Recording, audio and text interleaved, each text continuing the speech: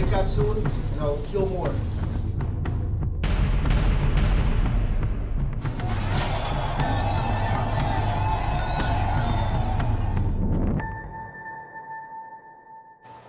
It's being called the most racist political spot ever, and the president himself released it. It isn't even entirely accurate. Then there's the timing. The ad landed as thousands of migrants are making their way to the southern U.S. border, and just days before Tuesday's midterms. This isn't just any election. It's about more than which party controls Congress. It's being called a referendum on Trump himself. And with the Democrats polling high, Trump seems to be trying to gain ground by playing on voters' fears of people who don't look like them, pray like them, or love like them. He's betting that enough Americans, particularly white men, feel disempowered and will vote to keep the status quo. And Trump might have a point. In the wake of the Pittsburgh synagogue shooting, CNN's Don Lemon sparked outrage when he said this. The biggest terror threat in this country is white men, most of them radicalized to the right. Conservative shock jock Glenn Beck responded in kind. Don, you're demonizing white men. He went from 0, stop demonizing, basically don't be racist, to 100. White men are scary. We need a white man ban. It's pretty clear Trump's tapped into something powerful here as he continues attacking that caravan. And in that caravan, you have some very bad people. You have some very bad people. And we can't let that happen to our country. Despite no evidence to support those claims, some Republican candidates are running with Trump's message.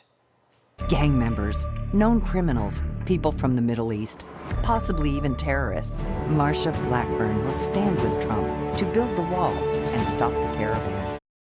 But then other Republicans running where minority votes could make or break them are putting some distance between themselves and Trump.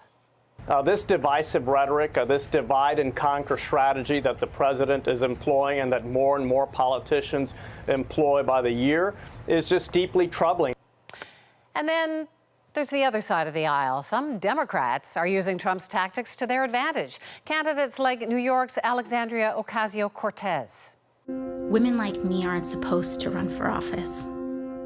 I wasn't born to a wealthy or powerful family. Mother from Puerto Rico, dad from the South Bronx.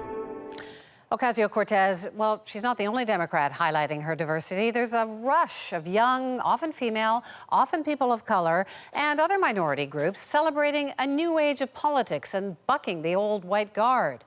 There's Sharice Davids, who could be the first Indigenous and LGBTQ member of Congress in Kansas.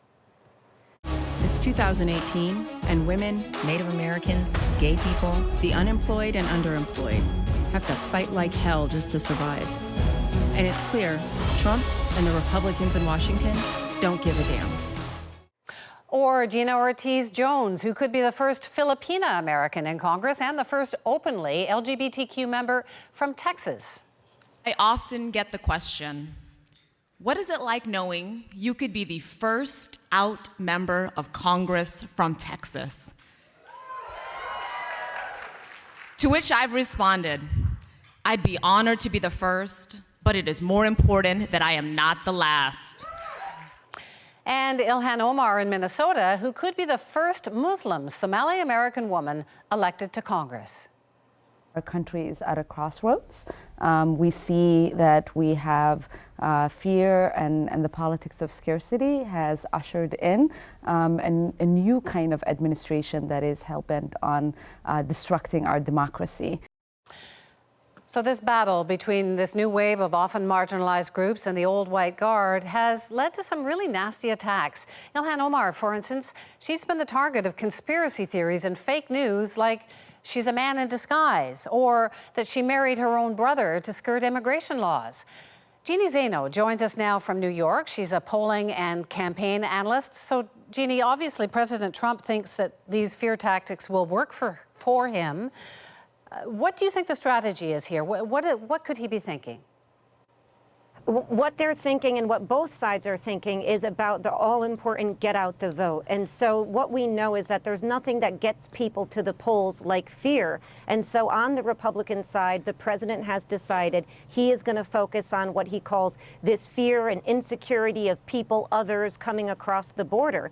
And so it is a tactic he has been using since he ran for president, but he's particularly focused on it now as we see him talking an awful lot about this caravan coming up from Mexico, sending 15,000 troops to the border with a caravan, less than, in some estimates, 2,000 people by the time it reaches here. So it's this fear that he's trying to play on, fear-mongering, really, in the hopes that it will get his base out to vote and it will make sure that he maintains Congress. Well, he won last time. He's doubling down this time. What do you think? Will it work? It does get people out to vote. You know, this is a tactic that they use because it does work. But the question is, you know, beyond the politics of it, what is the morality of what he's doing as he incites people to fear and to anger? And in this country in the last few weeks, we've seen that boil over into violence, both with the attempted bombings to several key Democratic officials and the horrific shooting at the synagogue in Pennsylvania. The Democrats are playing this game very differently. They've got a number of candidates who are first-timers, first-time Filipina, first-time Muslim, first-time LGBTQ in several of these races. And there's a lot of attention being paid to this. So I'm wondering almost, are the Democrats almost using identity politics to their advantage? It's getting so much attention, but a lot of these people don't have a lot of electoral experience. Are they just playing a different version of a game as well? They absolutely are. You know, the number one fear that the Democrats are trying to incite to get their voters out to vote is fear of Donald Trump himself and all the polarization that he has brought to Washington and to the country. And they have brought with them, as you mentioned, several new, in some cases, really interesting candidates, most of them very much like Donald Trump in a way, first-time candidates. And so we've seen across the country millennials, LGBT, Arab Americans and others who are running for the first time and saying this is our country too, we want to take it back. And so it's really set up this very divisive sort of contest between the Republican Trump base, if you will, and the more energized progressive left of the Democratic Party. And what that means is the fight is really going to be in the all-moderate independent middle. Who can pull those folks over? And that's really what they're fighting about. Get their bases out to vote and try to get those independents and moderates to come along to their side. So Trump, of course, has been accused of being divisive with this campaign lately, particularly about the caravan. But his party is accusing the Democrats of being extremely polarizing. They've got this ad out now. I want you to take a look at it. We've got just part of it. Parts of it are quite shocking, so it may not be suitable for all, but take a quick listen. When was the last time an actor assassinated the president? I have thought an awful lot about blowing up the White House.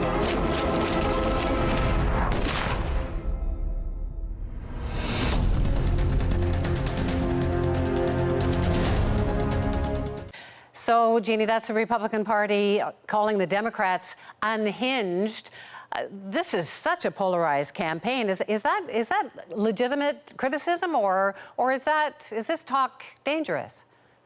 The talk is absolutely dangerous, but it is something we're hearing again from both sides accusing the other of inciting violence, of inciting this sort of polarized country. And I think, unfortunately, for many Americans, what this is going to mean is that when we wake up Wednesday morning after this election, we're going to have a country that is as divided as it has been for the last couple years. This shows very, very few signs of slowing down when it comes to this sort of divisive talk. And again, it's on both sides. Democrats have engaged in it, Republicans have engaged in it, and the losers are the American public because very little is getting done in Washington with all the focus on us versus them. So let's talk about who's going to win. The speculation, the latest speculation is that the Democrats may take the House, but probably not the Senate. Is that your take? And what are the stakes here in terms of big policy decisions? Yeah, now we made mistakes sort of prognosticating in 2016, so we have to do this carefully. But I would agree that Democrats are likely to get well over the 23 seats they need to win the House. They'll probably get in the upper 20s, low to mid 30s. So Democrats about 75+% chance of taking the House. And Republicans are likely to maintain the Senate and I think maybe pick up a seat or two in the Senate. And again, what that speaks to is the fact we have a very divided country, a Senate that is much more reflecting more rural, Republican, conservative districts in this country, and a House reflecting the more urban, moderate to liberal areas in this country. And so what that means, unfortunately, is divided government is what we're going to see going forward. We're going to see a House run by Democrats potentially who are going to be investigating the president in all sorts of manners, everything from the Bob Mueller on down to his business and family engagements. And we're going to see a Republican Senate. And I would say one very positive sign for the president, if the Democrats do take the House, it will give the president a foil for 2020. If he had a fully Republican Congress going into 2020, he'd have nobody to blame. This will, if it pans out the way we think it will, give him a foil to say, I tried to get things done, but Nancy Pelosi and the Democrats stopped me. And so this, I think, is going to be more to come of what we've seen in the last 2+ years. Jeanne Zaino, thank you so much for so much to watch for there. Thank you. Thank you for having me. Earlier, we showed you that ad put out by President Trump in a tweet playing on fears about immigration. We put out a call on social media to see what American voters think of it, and here's a sample of what we heard back. Immigration has been something at the forefront of my mind for over 10 years now. There's been a lot of concern, especially in the parts of the country where I've lived. So I actually think President Trump's tweet, while it didn't influence me because I was already heavily interested in the issue, is definitely the right direction we need to go, and it's saying exactly what needs to be said at the right time. Some of those issues might be things that we're afraid of. We're afraid of losing our jobs. We're afraid of crime. We're afraid of these things. So is fear a powerful motivator? It absolutely is. In general, I am angry at how the public discourse has gotten so bad. I worry a lot about his followers more than anything else. I mean, Trump will be gone eventually, but it's his followers who are willing to listen to whatever he says, no matter what he says, regardless of whether he's telling the truth. And that really concerns me for the future.